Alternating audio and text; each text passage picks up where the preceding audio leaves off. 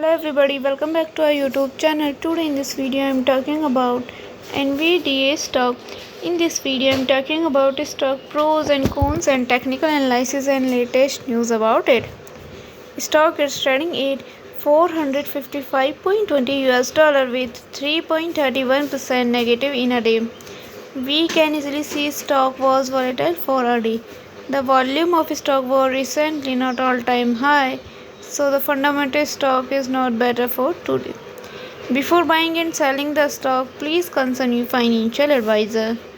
Today's video is done. Thanks for watching. Please subscribe my YouTube channel and like the video and also comment all related queries.